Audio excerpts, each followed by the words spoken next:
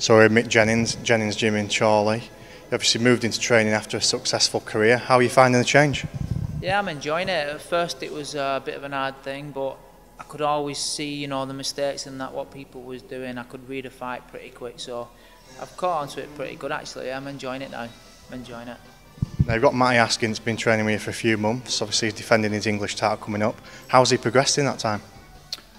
He's come on a ton, to be honest with you. You know, he's had a few problems in the past with injuries and stuff like that, and just different camps not being fully settled. But for this camp, he's been 100%. Everything's been bang on. He's not, touch wood, we've not had many injuries or anything like that. And we've had the sparring. He's had some top sparring. Still got some good sparring to come actually. So I'm hoping, you know, on the night he performs well and does the business in style. Have you had a chance to have a look at Menay yet?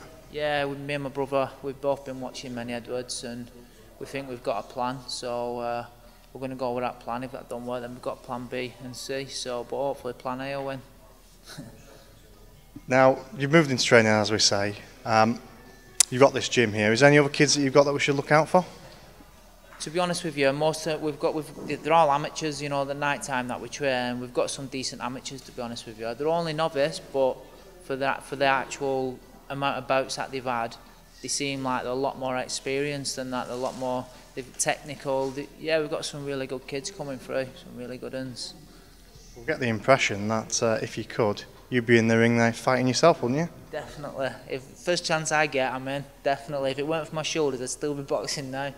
But you know, it's that time, innit? Shoulders are no good. They're knackered, so I've got to move on now, and this is the next chapter. Hopefully produce some champions. I mean, I always want to be involved in boxing. I've been involved in boxing for the last 24 years, more than half of my life, so it's something I love and it's something I know. So hopefully I can put something back into it, and obviously reap the rewards by watching these lot win.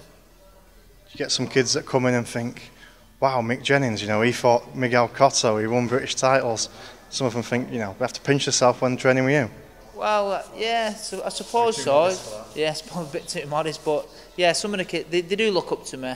They look up to me as a trainer, do you know what I mean? Which is what I want, and they do what we ask them. They're all dedicated kids, and they're all disciplined as well, to be honest with you.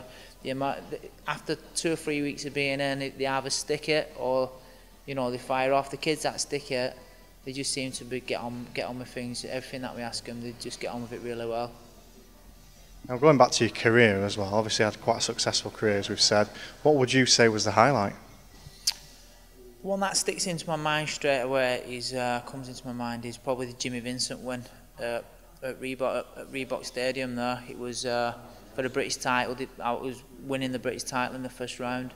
That was probably my highlight. I mean, I won the English title before that and the international titles before that, but that one more than anything, it was because everyone expected it to be a brawl, 12-round brawl, and I knocked him out in the first round. So that one to me sticks out, and obviously it was a Lonsdale bout, which everyone wants. Every British boxer wants. If I remember rightly, it was an ITV as well, wasn't it? Yeah, it was. Yeah, it's when Frank had ITV, so I got good coverage on that as well. Made up. It was Amir Khan's debut as well. He made his debut on that same bill. So must have put you in the limelight a little bit. Yeah, obviously, you know, it was on ITV. It was good for terrestrial, you know, people at home. Anyone could watch it, which is what it used to be like. That's where we got the names like Eubank and Ben and all them. Everyone remembers them, and Bruno, because it was on terrestrial TV. So yeah, we was hoping that it was going to stick there as well, but it's gone back on Sky now, which ain't a bad thing. Most people have got Sky now, but you know, it's all good. Do you think as well, you know, normal lad from Chorley, sort of worked your way through boxing, maybe not the hard way, but certainly without the fanfare of people like Amir Khan? Do you think people look at what you achieved in boxing and think, you know, he's come from my hometown, he got there, I can? Yeah, I don't see why not. I mean, I was no different to anyone else, just dedicated, and I had the discipline, do you know what I mean? I trained hard from being a kid. As soon as I remember the first day I went into the gym, and after a week of being there, that was it. I was full on straight away. Only after a week I was in love with it, and I never missed a day in the gym. I remember my first season as an amateur, I won schoolboys national titles just because I had that determination and that grit to get me through things. So anyone can do it as long as you've got a bit of art and a bit of bottle. Now on the final point, are you still drumming? Not as much, but yeah, we still do bits and bats. We'll keep saying we're going to make, we're going to return. The shocks are back, but we'll have to see. Not enough time now with this place. Did you ever get close to a record deal? Because I believe you were talking to a few people when you one time. Yeah, I mean, I think if we'd have put our mind to it proper and not been as lazy. Well, not lazy, just other things happening. Obviously, me with my boxing and stuff, other lads with the working. I think we probably could have done. We could have got signed. We were supporting Ian Brown all around the UK. So really, off the back of that, we should have got knuckled down and got signed up. But I was doing my love sort of thing, which is boxing. That was what I wanted. Don't get me wrong, if the signing up the ban would have come, I probably would have had a go, but it would have always been second best to boxing. That experience with Ian Brown, I mean, that must have been something in itself.